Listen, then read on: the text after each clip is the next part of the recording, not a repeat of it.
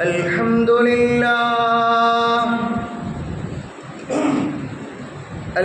لله نحمده ونستعينه ونستغفره ونؤمن به ونتوكل عليه بالغدو والآصال ونعوذ بالله من شرور أنفسنا ومن سيئات أعمالنا من يهده الله فلا مضل له ومن يضلله فلا هادي له ونشهد أن لا إله إلا الله ونشهد أن محمدا عبده ورسوله الذي أرسله بالحق بشيرا ونذيرا وداعيا إلى الله بإذنه وسراجا منيرا إن أصدق الحديث كتاب الله وخير الهدي هدي محمد صلى الله عليه وسلم شر الأمور محدثاتها وكل محدثة بدعة وكل بدعة ضلالة وكل ضلالة في النار வான்மறை வகுத்தளித்து இவ்வையகம் செழிக்க வைத்த வல்லோன் அல்லாஹ்வுக்கே வற்றா புகழனைத்தும் இருள் சுண்ட இவ்வையகத்தில் இஸ்லாமெனும் அருளை சூழ வைத்த நற்குணத்தின் தாயகம் நமது நபிகள் நாயகம் ஸல்லல்லாஹு அலைஹி வஸல்லம் அவர்கள் மீதும் அவர்களது பரிசுத்தமான குடும்பத்தர்கள் மீதும் அவர்களது வாழ்வை தனது வாழ்வாக ஏற்று பின்பற்றி வாழ்ந்த உத்தம சத்திய சஹாபாக்கள் தாபீன்கள் தபஅ் தாபீன்கள் இமாம்கள் நல்லவர்கள் நம்மவர்கள் மற்றும் குறிப்பாக இங்கு வீற்றிருக்கிற அனைவர்கள் மீதும் அல்லாஹ்வுடைய அன்பும் அருளும் என்றென்றும் குறைவின்றி நிறைவாக நிலவுக. உலகிலே வாழுகிற பொழுது ஆரோக்கியமான நற்வளத்தையும் நற்சுகத்தையும் நாம் நேசிக்கிற மக்களுக்கும் நம்மை நேசிக்கிற மக்களுக்கும் அல்லாஹ் அருள்பாலிப்பானாக. பேரன்பு கொண்ட பெரியோர்களே, அன்பிற்குரிய சகோதர சகோதரிகளே, அமைதி நிற அன்னையர்களே, உங்கள் அனைவருக்கும் எங்கள் அன்பின் சலாம். அஸ்ஸலாமு அலைக்கும் ரஹ்மத்துல்லாஹி வ பரகாத்துஹு. புனிதம் நிறைந்த இந்த தக்வா மேடையில் ஜுமா தினத்தில் இன்று நாம் தேர்ந்து தெளிவடைகிற விஷயம் ஒன்றுபடுவோம். புனிதமிகு ரமதானுடைய மாதத்தை பெயர்க்கரிய பொக்கிஷங்களை வாரி வழங்குகிற, நன்மைகளை நமக்கு கணக்கின்றி தருகிற, அல்லாஹ்வோடு தன்னுடைய அடியார்களை நெருக்கி வைக்கிற உன்னதமான இந்த ரமதான் மாதத்தின் வருகையினால் நாம் எடுக்க வேண்டிய பொறுப்பேற்கிற விஷயங்கள் என்ன என்பதை குறித்தும், நாம் நமக்கு உண்டான அகமும் புறமும் எப்படி சுத்தமாக அமையப்பெற வேண்டும் என்பதையும் குறித்தும் இன்ற ஜுமாவிலே நாம் தேர்ந்து தெளிவடையவிருக்கிறோம். நல்லதை பேசவும் அதை குறித்து சிந்திக்கவும் வருங்காலத்தில் செயலாற்றிடவும் பேசுகிற எனக்கும் கேட்கிற உங்களுக்கும் அல்லாஹ் அருள் புரியட்டும். அன்பானவர்களே, இஸ்லாமிய மார்க்கம் என்பது இன்ன தீன இந்தல்லாஹில் இஸ்லாம், அல்லாஹுவால் அங்கீகரிக்கப்படுகிற, அல்லாஹுவால் ஏற்றுக்கொள்ளப்படுகிற ஒரு சமய வழிமுறை, சமய நெறிமுறை என்பது அப்பழுக்கற்ற சுத்த சத்திய சன்மார்க்கம் தீனுல் இஸ்லாம் என்று வான்மறையின் வசனங்களின் ஊடாக அல்லாஹ் பறைசாற்றுகிறான். இன்ன தீன இந்தல்லாஹில் இஸ்லாம், அல்லாஹ்விடத்தில் ஏற்றுக்கொள்ளப்பட்ட அங்கீகரிக்கப்பட்ட ஒரு சமயம், ஒரு வழிமுறை என்பது தீனுல் இஸ்லாம் என்று அல்லாஹ் வாஞ்சையோடு இஸ்லாத்தை குறித்து அல்லாஹ் எடுத்து எம்புகிறான். அந்த இஸ்லாத்தின் அடிப்படையில் பிரிவினை அல்ல, பேதங்கள் அல்ல, பாகுபாடுகள் அல்ல, இவையெல்லாம் இஸ்லாம் நமக்கு வலியுறுத்துகிறது. எத்தனையோ சமயங்கள் பிறப்பின் ரீதியாக, பேசுகிற மொழியின் ரீதியாக உயர்ந்த குலம் தாழ்ந்த குலம் என்பதாக ஒரு பேதமை, ஒரு தீண்டாமை இருக்கிற காலகட்டத்திலே கூட இஸ்லாம் அதை வேரோடு வேரடி மண்ணோடு பிடுங்கி எறிந்த ஒரு சமயத்திற்கு சிறப்பு சேர்க்கிற ஒரு மார்க்கம் நம்முடைய இஸ்லாம். அந்த இஸ்லாத்தில் இருந்து கொண்டே, அந்த இஸ்லாத்தின் வட்டங்களிலே நாம் வாழ்ந்து கொண்டே இன்றைக்கு பிரிவினையை நாம் ஊக்குவிக்கிறோம், பேதமையை நாம் வளர்க்கிறோம், காழ்ப்புணர்ச்சியை நாம் வளர்ப்பதற்கு ஆயத்தப்படுத்துகிறோம். இன்னும் இந்த பிரிவினைவாதங்களிலே இந்த சமூகம் பிரிவுபட்டும் பிளவுபட்டும் வாழ்வதின் நியதி, வாழ்வதின் இறுதி, நாம் இன்றைக்கு அழிவை நோக்கி, அழிவின் பாதையை நோக்கி ஷைத்தானின் வலையிலே சிக்குண்டு சின்னாபின்னமாக வாழுகிறோம் என்பதுதான் நிதர்சன உண்மை. எனவே இந்த சமூகம் ஒன்றுபடுவதற்கு, இந்த சத்திய சன்மார்க்கம் நிலைத்திருப்பதற்கு அதனுடைய அடையாளமே, அதனுடைய ஸ்டெபிலிட்டியான ஒரு டிக்னிட்டியே என்ன அப்படின்னா அந்த யூனிட்டி, அந்த ஒற்றுமை தான்.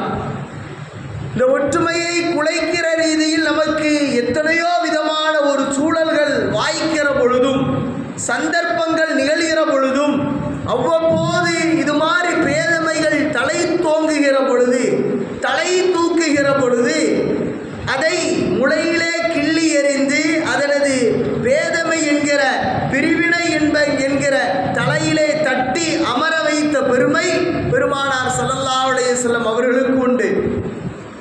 நான் தான் அரபு கோத்திரத்தின் தலைவன், நாங்கள் தான் காலம் காலமாக காபாவை நிர்வகித்து வந்த நிர்வாகிகள், நாங்கள் தான் அரபு குலத்தில் தேர்ந்து தெளிவடையப்பட்ட தலைவர்கள் என்று இருமாப்போடு, மமதையோடு, ஆணவத்தோடு, அராஜகத்தோடு வாழ்ந்த அரபுகளுக்கு இஸ்லாம் என்ற ஒரு ஜோதியை, இஸ்லாம் என்ற ஒளி பிரகாசத்தை, அல் குர்ஆன் என்ற ஒரு வாழ்க்கை வழிகாட்டியை பெருமானார் ரசூலுல்லாஹி ஸல்லல்லாஹு அலைஹி வஸல்லம் அவர்கள் அந்த மக்களுக்கு மத்தியிலே பண்பியலாகவும் வாழ்வியலாகவும் பாடம் நடத்தி வாழ்ந்து காட்டி அதன்படியில் வழிமுறை காட்டி வாழ்ந்து தந்தார்கள்.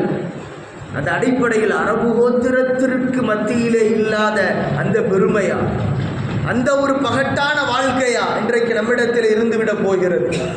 அவ்வளவு பேதமையோடு வாழ்ந்தார்கள். அந்த சமூகத்தை பெருமானார் சீர்தூக்கி செப்பனிட்டு பண்படுத்தி வார்த்து வளர்த்தார்கள் என்றால் இதுதான் நம்முடைய நபி நமக்கு கற்றுத்தந்த பாடம். இந்த வழிதான் நபிகள் நாயகம் ஸல்லல்லாஹு அலைஹி வஸல்லம் அவருடைய சுன்னத்தான வழி. இதை விடுத்து நாம் இன்றைக்கு வேற்றுமையை எங்கெங்கோ தேடிக்கொண்டிருக்கிறோம், ஒற்றுமையை மறந்து.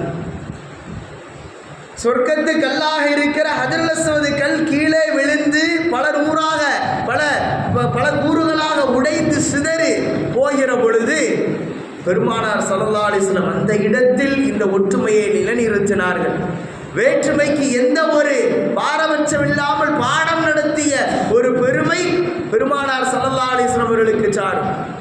அந்த கல் கீழே விழுந்து நொறுங்கிய பொழுது அரபு கோத்திரத்தினர்கள் நாங்கள் தான் அதை தூக்கி நிறுத்துவதற்கு தகுதியானவர்கள் என்று அவர்களுக்கு மத்தியிலே சண்டை சச்சரவுகள் எழுகிற பொழுது, நான் தான் இதற்கு தகுதியானவன் என்று அந்த கஅபா என்ற கட்டிடத்திற்கு அவர்கள் உரிமை உண்டாடுகிற பொழுது, இந்த முதலில்லம் அனைவர்களுக்கும் உரிமை உண்டு, அனைவர்களும் கடமைப்பட்டவர்கள், அனைவர்களும் கண்ணியமானவர்கள், அவர்கள் இஸ்லாத்தில் வந்தாலும் சரி வராவிட்டாலும் சரி என்ற ஒரு பாடத்தை பெருமானார் ஸல்லல்லாஹு அலைஹி வஸல்லம் அந்த பள்ளியில் பிரச்சனை எழக்கூடாது, யாருடைய மனமும் புண்படக்கூடாது என்பதிலே கண்ணும் கருத்துமாக இருந்த கண்மணி நாயகம் ஸல்லல்லாஹு அலைஹி வஸல்லம்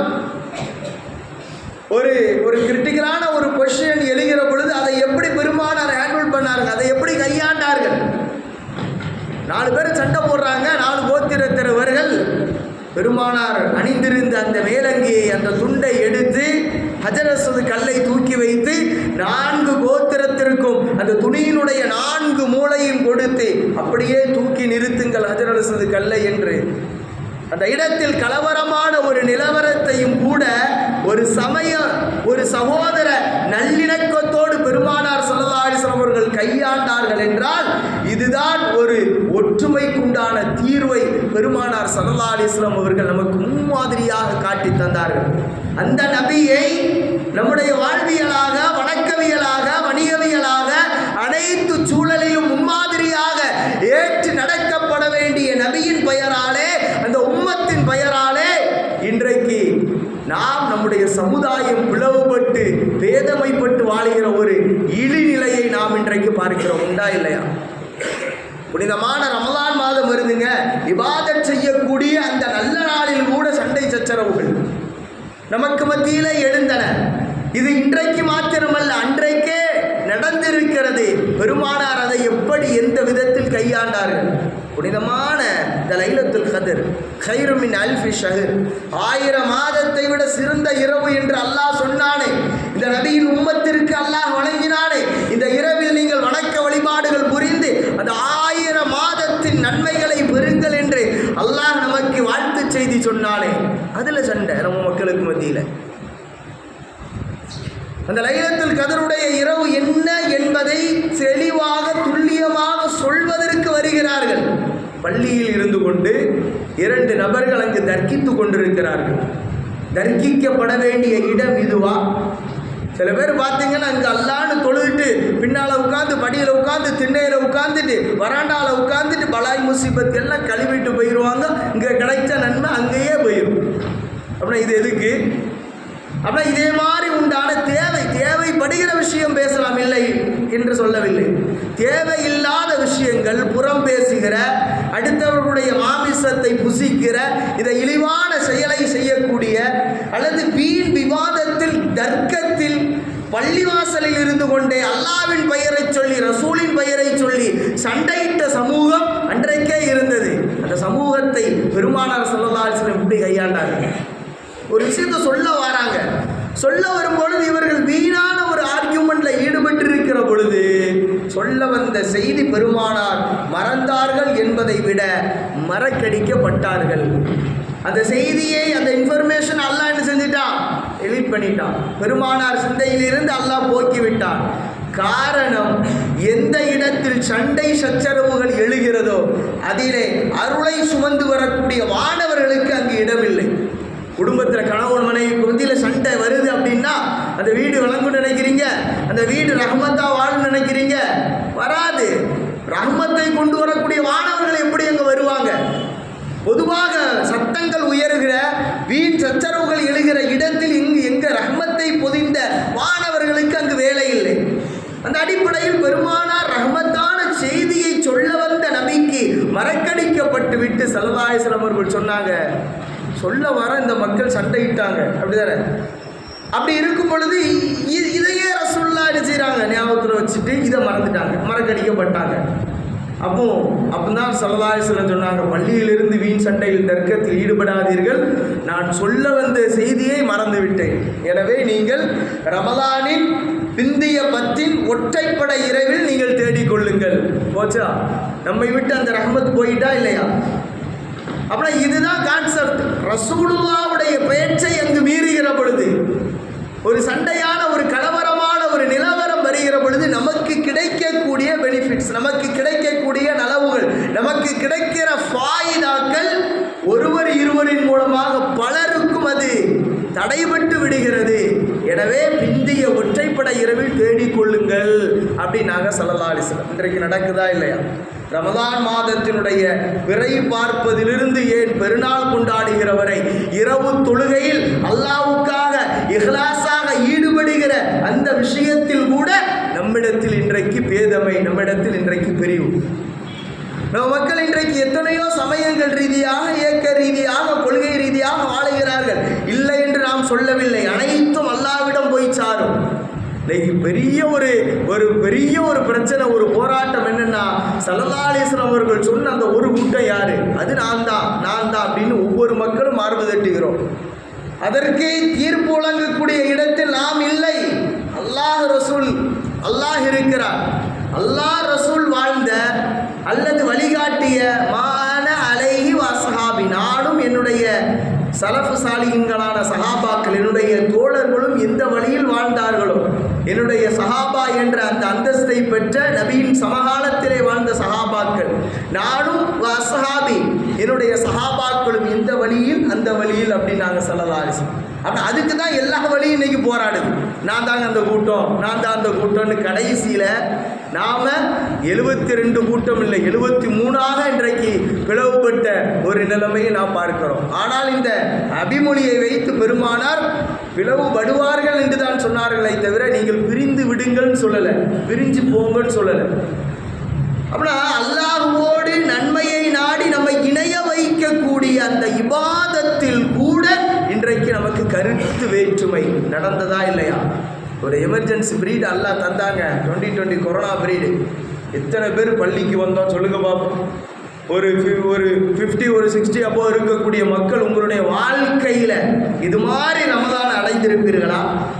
கஞ்சி ஊத்ததிலிருந்து தராவை பள்ளி நம்மளுடைய இரவு தொழுகை வர, ஏன் ஃபர்தான தொழுகை வர பள்ளியில் யாருக்கும் தெரியாமல் வந்து அல்லது வேண்டாம் அப்படின்னு சொல்லுகிற அளவுக்கு அடிவகுத்து தோளோடு தோளாக நின்ற வேண்டாம் என்று சொல்கிற அளவிற்கு இதுவெல்லாம் அல்லாஹ் ஒரு பாடத்தை தந்தான். எதற்கு?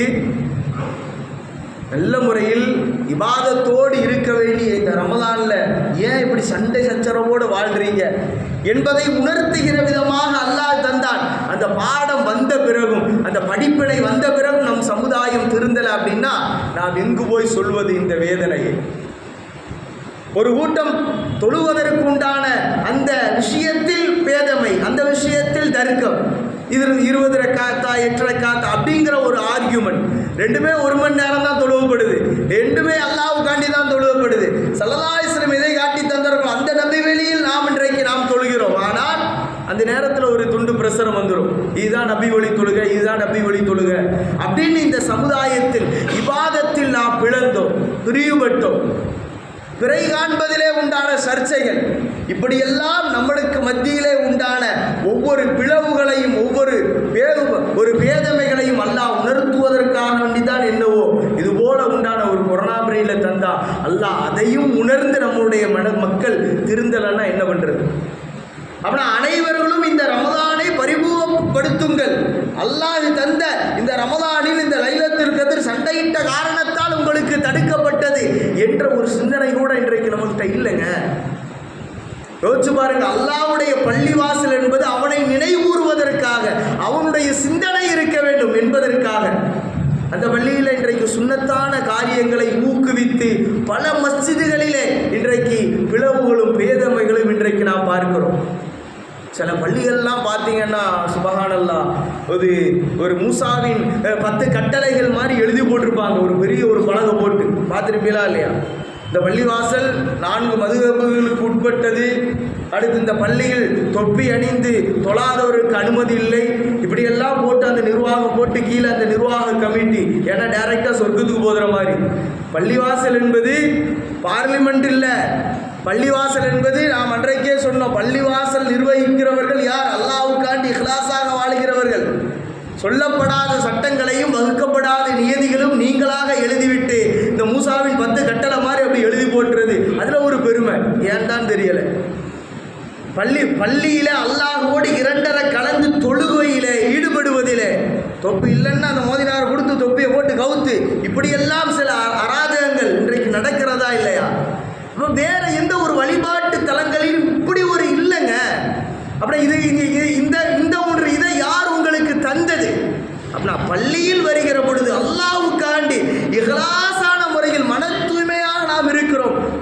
ஒரு ரிலாக்ஸுக்காண்டி அல்லாஹ் நினைவுறுவதற்காண்டி தான் பள்ளிவாசல். இதிலேயே இன்றைக்கு பேதமைகள், சண்டைகள், சச்சரவுகள் எழக்கூடிய ஒரு நிலைமை நாம் இன்றைக்கு பார்க்கிறோம். நம் சமுதாயத்தில் அவலத்தின் அடையாள சின்னங்களாக, அவமானத்தின் சின்னங்களாக இல்லையா? இன்னும் பல பள்ளிகள் கொள்கை ரீதியாக பிளவுபட்ட பல வேதனைகள், 1 2 பல துக்கமான துயரமான செய்திகள் நிறைய இருக்கிறது. நாம் நமக்குள்ளாக பிரிவுபடுகிற பொழுது குள்ளநெறி கூட்டங்களுக்கும் இன்னும் 3 எழுத்து துரோகிகளுக்கும் நம்மை காக்கிறோம் என்ற பெயரில் போர்வை போத்தி வாழக்கூடிய மக்களுக்கு நாம இன்றைக்கு அவர்களுக்கு ஒரு வழியை கொடுத்தோம் என்பதுதான் மிகப்பெரிய ஒரு வலியும் வேதனையுமாக இருக்கிறது. வேறு ஒன்றும் இல்லை. ஓப்பனாக நான் சொல்கிறேன், நம்ம திருவனந்தபுரம் ஏர்போர்ட், இன்டர்நேஷ்னல் ஏர்போர்ட்டில் மிகுதமாக நம்ம மக்கள் பயணம் பண்ணக்கூடிய இன்டர்நேஷ்னல் ஏர்போர்ட் போகிற வழியில் ஒரு மார்த்தாண்டத்துக்கு முன்னால், இந்த ஊருன்னு பேர் சொல்ல வேண்டாம், அந்த பள்ளி வந்து வழிப்போக்கர்கள், அதாவது கிராஸ் பண்ணக்கூடிய தொழுகையினுடைய வத்து அல்லது தொழுகை இல்லை, அல்லது நம்ம ஏர்போர்ட் போகிறோம், வெளிநாடுகளில் பயணம் போகிறோம், எல்லா லேடிஸ் அண்ட் ஜென்ட்ஸ் நின்று பள்ளியில் பார்க்கிங் வசதியோடு நிறுத்தி தொழுது ரிலாக்ஸாக போகக்கூடிய ஒரு நல்ல பள்ளி வாசலுங்க. ஸ்திரமான இடம், நிரம்ப பள்ளி மக்களோடு வாழ்ந்த அந்த பள்ளியில் ஒரு பிரச்சனை. இன்றைக்கு இதே விஷயந்தான். நாம் இன்னைக்கு சமுதாயத்தில் விரல நீட்டுறதா, கெட்டுறதா, தக்பீர் அங்கே கெட்டுறதா, தொப்பி எங்கே போடுறதா, இதே மாதிரி இந்த சின்ன சின்ன பிரச்சனைகளை ஒரு பெரிய அதுதான் நிர்வாகம்னு தூக்கி பிடிச்சி வாழ்கிறாங்கல்ல, அது மாதிரி நடந்த நிகழ்வுகள் என்ன? சண்டைங்க. ஜும்மா நாளில் ரமலான் முன்னால் சண்டை போட்டு மண்டையை உடைச்சி இரத்த காயத்தோடு பக்கத்தில் இருக்கக்கூடிய காவல் நிலையத்தில் இருக்கும் பொழுது நிலைமை நடக்கிற நிலைமை இது. அப்போல்லாம் நாங்கள் ஓதி படிக்கிற சின்ன பிள்ளை, நாங்கள் கஞ்சி வாங்குற அந்த ஏஜில் நான் பார்த்துருக்குறேன். அப்போல்லாம் பெரிய ஒரு என்னடா பள்ளியாசல்ல எப்படி சண்டை போடுறாங்களே, இரத்த கிளறியோடு போகிறாங்களே. ஸ்டேஷனில் போனால் அங்கே காவல்துறை வருகிறார்கள். எப்படி வர்றாங்க தெரியுமா? அந்த பள்ளியை பார்ப்பதற்கு. அன்பானவர்களை, கண்ணீர் வடிக்கக்கூடிய செய்தி. பூட்ஸு காலோட, செருப்பு காலோட பள்ளியிலே ஏறி அமர்ந்து அப்படியே அவர்களை பஞ்சாயத்து பண்ணுறாங்க. ஒன்றும் சொல்ல முடியாது அவர்களை. நாம் யாராவது இப்படி வருவோமா? பள்ளிவாசலுடைய படியில் முதல்ல செருப்பை கலந்துவோமா? கீழே தான் கலந்துவோம். அப்புறம் சண்டை சச்சரவோடு இருந்த இந்த மக்கள், இரத்தம் சிந்திய இந்த மக்கள், கல்வியிலே இரத்தம் சிந்தியது. நம்முடைய பள்ளியில் இந்த காலணி அணிந்து கொண்டு ஒருவன் வருகிறான், அவனை நாம் தடுக்க முடியலையே. அப்புறம் இதை இந்த இரண்டு மனிதர்களுமே உணர்ந்தார்கள். நம்ம எவ்வளவு கீழ்த்தரவா போயிட்டோம் என்பதை உணர்ந்து, சரி நாங்கள் இருக்கக்கூடாதா, நாங்கள் தொழக்கூடாதா தனியா? அப்புறம் இது மாதிரி உண்டான பேதமைகள் எதனால் வந்தது? நமக்குள்ளாக ஊக்கப்படுத்துகிறோம். ஆனால் இப்படிப்பட்ட ஒரு மார்க்கம் நம்முடைய மார்க்கம் இல்லைங்க. எவ்வளவு தெளிவான விஷயங்களை பெருமானார் ஸல்லல்லாஹு அலைஹி வஸல்லம் அவர்களுக்கு முன்னால் மண்டியிட்டு பாடம் படித்த சஹாபாக்கள் எப்படி வாழ்ந்தாங்க தெரியுமா? அலி ரலியல்லாஹு தஆலா இறுதி கலீஃபா, அதற்கு பிறகு முஆவியா ரலியல்லாஹு தஆலா, இருவர்களுக்கும் அரசியல் ரீதியாக கருத்து வேறுபாடுகள், பிளவுகள். அது மார்க்கமல்ல, அரசியல் ரீதியாக மனிதன் என்ற பலகீனத்தால் அது ஏற்படக்கூடியதுதான். ஆனால் மூன்றாவது நபருக்கு எப்படி அவர்கள் வழிவகுக்கவில்லை. இன்றைக்கு நாம இப்படி பஞ்சாயத்துக்கு அடுத்தவன் பேசுறதுக்கு நாமளே காரணமாகிறோம் என்பதற்கு ஒரு விளக்கம் பாருங்க. அலி ரலியல்லாஹு அவர்களும் அடுத்து முஆவியா ரலியல்லாஹு சில கருத்து வேறுபாடுகள் இருக்கிற பொழுது பக்கத்து நாட்டில் இருக்கக்கூடிய ரோமபுர மன்னர் கடிதம் எழுதுகிறார். எப்படி தெரியுமா? இது மாதிரி உண்டான விஷயத்துல தான் அடுத்தவங்க குளிர்காயிறது. அதுக்கு நம்ம விடக்கூடாதுங்க. ஏன்னா நம்ம மார்க்கம் தெளிவான துல்லியமான மார்க்கம். அவர் கடிதம் எழுதுகிறாரு பாருங்க. உங்களுக்கும் முஆவியா ரலியல்லாஹு அவர்களுக்கும் பகை இருக்கிறது என்பதை நான் உணர்கிறேன். நீங்கள் எப்படிப்பட்டவங்க தெரியுமா?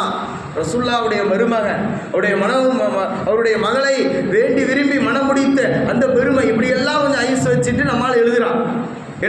இதுதான் வந்து அந்த பிரித்தானியர சூழ்ச்சி அப்படின்னு சொல்லுவோமா இல்லையா? எழுதுறான் பாருங்க.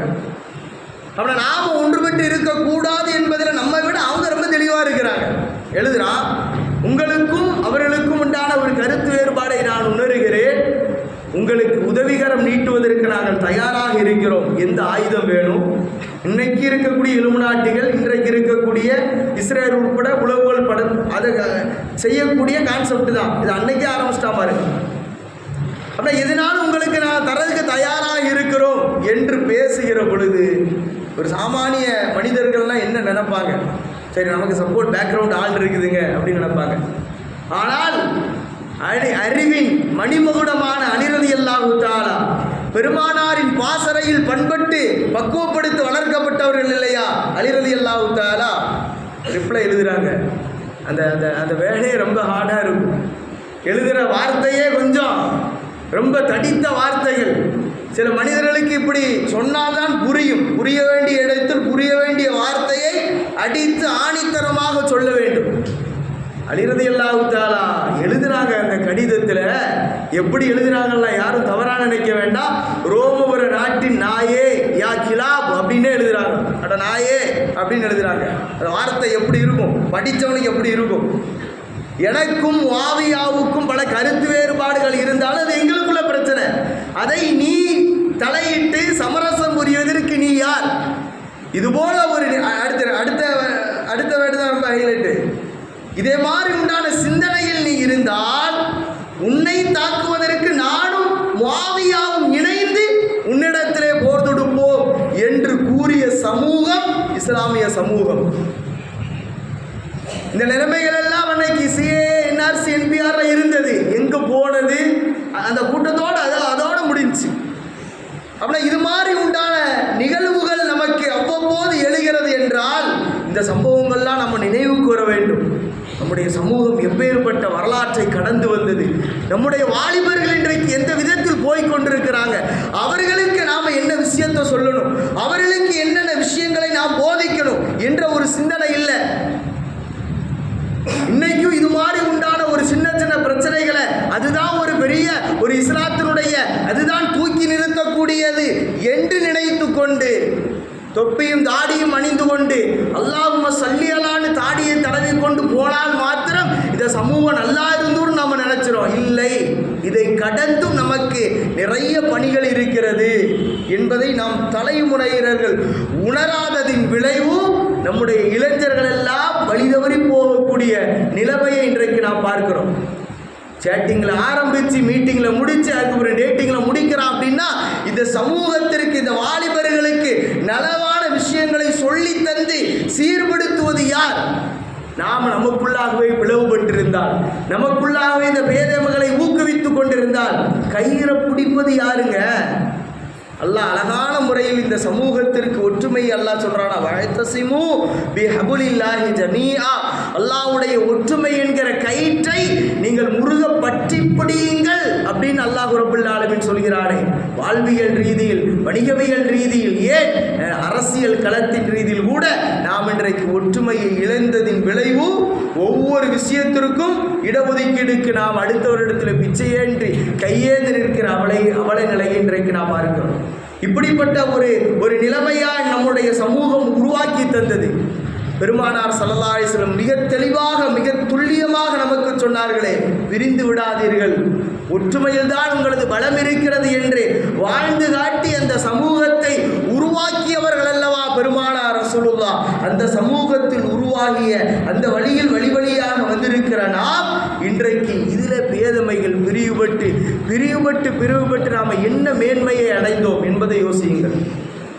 இந்த சமூகத்தை நினைத்து ஓதப்பட வேண்டிய, சிந்திக்கப்பட வேண்டிய, இன்னும் மனனம் செய்து குர்ஆனோடு வாழ வேண்டிய இந்த குர்ஆனையும் ஹதீஸையும் வைத்தே நாம் பிளவுபட்டோம். ஆனால் இந்த குர்ஆனை ஹதீஸை வைத்து ஆய்வு செய்து ரிசர்ச் பண்ணி ஒவ்வொரு மெடிக்கல் ரிசல்ட்டையும், ஒவ்வொரு சயின்டிஃபிக்கலான ரிசல்ட்டையும் மேற்குலகம் கண்டுபிடித்து இந்த சமூகத்திற்கு அடையாளப்படுத்துகிறது. ஆனால் இன்றைக்கு இந்த குர்ஆனை வைத்துக்கொண்டே நாம் சண்டை போட்டோம். கடல்ல மிகப்பெரிய திரை இருக்கிறது என்று கண்டுபிடித்தது யூதன், பர்சக் இருக்கிறது என்று கண்டுபிடித்தவன் யூதன், நூஹ் அலைஹிஸ்ஸலாம் அவர்கள் கப்பல் எங்கு தரையிட்டியது என்பதை கண்டுபிடித்தவன் யூதன், தில்கர்னைன் வாழ்ந்த அந்த பகுதிகளை கண்டுபிடித்தவர்கள் யூதர்கள். இப்படி எல்லா விதமான கண்டுபிடிப்புகளும் எல்லாம் அவர்கள் குர்ஆனின் வாயிலாக மேன்மை பொருந்திய அந்த ஒரு நிலைமையை அடைகிற பொழுது, வருடத்திற்கு ரமதான் மாத்திரம் தூசி தட்டி எடுக்குமாறு குர்ஆனையோ அல்லது கத்தம்பாத்தியா மோடுதுக்கு மட்டும் குர்ஆனை தூசி தட்டி எடுத்து ஓதக்கூடிய இந்த சமூகம் எங்கு உருப்படும் என்பதை நினைவு கொள்ள வேண்டும். குர்ஆனுடைய வரிகள் ஒவ்வொரு ஓதுவதற்காக அது எழுதப்பட்ட மந்திரங்கள் மாத்திரம் அல்ல, அதை நம்முடைய வாழ்வியலாக என்றைக்கு நாம் நடைமுறைப்படுத்துகிறோமோ அப்பொழுதுதான் சிறந்த வெற்றிக்குரிய சமுதாயம். அல்லாஹ் சொல்றானா இல்லையா? நீங்கள் ஒரு காலமும் நீங்கள் வலா தஹினு வலா தஹ்சனு வஅன்தும் லஅலூன், ஈமான் கொண்ட விசுவாசிகளை நீங்கள் கவலைப்படாதீர்கள், சஞ்சலப்படாதீர்கள், நீங்கள் தான் வெற்றியாளர்கள். ஆனால் ஒரு கண்டிஷன் என்னது? நீங்கள் பயபக்தியாளர்களாக இருந்தால் வலா தஹினு வலா தஹ்சனு வஅன்தும் லஅலூன் இன் குன்தும் முஃமினீன், அந்த ஈமான் என்ற அந்த தக்வா என்ற இறையச்சம் உங்களிடத்தில் இருக்கும் காலமெல்லாம் நீங்கள் தான் வெற்றியாளர்கள் அப்படிங்கிறான். நீங்கள் தான் வாகை சூடுகிற மேன்மக்கள் என்கிறான். அந்த நிலைமையில் இன்றைக்கு நாம் வாழ்கிறோமா, அல்லது இந்த உலகம் நம்மை எப்படா பிரியணும், இந்த சமுதாயம், இந்த இஸ்லாமிக் சொசைட்டி எப்பொழுதுதான் பிரியும், அவர்களுக்கு பிரிவினை மத்தியில் நாம் குளிர்காயலாம் என்று நினைக்கிற என்ற மூன்றெழுத்து துரோகிகளுக்கு நாம் வழிவகுக்கிறோமா என்பதை நீங்கள் சிந்தியுங்கள். ஆக இஸ்லாம் என்பது மார்க்கம் மிக தெளிவானது, மிக துல்லியமானது. வரவிருக்கிற ரமதானுடைய மாதத்தில் நாம் இபாதத்தில் இந்த தொழுகையில், இந்த நோம்பில் சண்டை பிடிக்காமல் அல்லாஹ்வுக்காண்டி இஹ்லாஸான முறையில் நாம் செய்யக்கூடிய, நான் ஏன் கபருக்கு பதில் சொல்லிட்டு போடுறாங்க, அவங்க கபருக்கு பதில் சொல்லிட்டு போறாங்க, அது மாதிரி இந்த மாதிரி உண்டான விஷயங்களுக்கு நல்லதை சொல்லுவோம். எத்தி வைப்பது கடமை, அதுக்குன்னு சொல்லி சொல்லாமல் இருக்கக்கூடாது. இப்படிதான் இருக்கணும், இப்படிதான் நபிமொழி, இதுதான் ஆதாரம் வந்து இருக்குது, சொல்வது எத்தி வைப்பது கடமை. அவர்களை கண்டிப்பாக ஏற்றுதான் ஆக வேண்டும் என்கிற பொறுப்பு நமக்கு இல்லை. ஏன் ரசூலுல்லாவுக்கே அல்லாஹ் கொடுக்காத பட்சத்தில் நம்மெல்லாம் ஏமாத்துறோம். எனவே நலவான காரியங்களை நாம் வார்த்தையாக ஆதாரபூர்வமான அடிப்படையில் சொல்வோம்.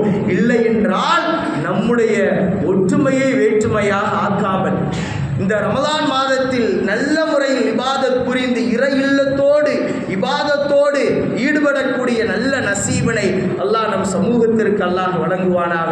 எப்படி சஹாபாக்களை ஒன்றிணைந்து ஒரு ஒன்றுபட்ட சமூகத்தை உருவாக்கினார்களோ, உருவாக்க பாடுபட்டார்களோ, அதிலே பாடுபட்டு வெற்றியும் கண்டார்களோ, அப்பேற்பட்ட நபிகள் நாயகம் ஸல்லல்லாஹு அலைஹி வஸல்லத்துடைய உம்மத் என்ற ஒரு பெருமையிலும் பெருமிதத்திலும் நாம் இருக்கிறோம்.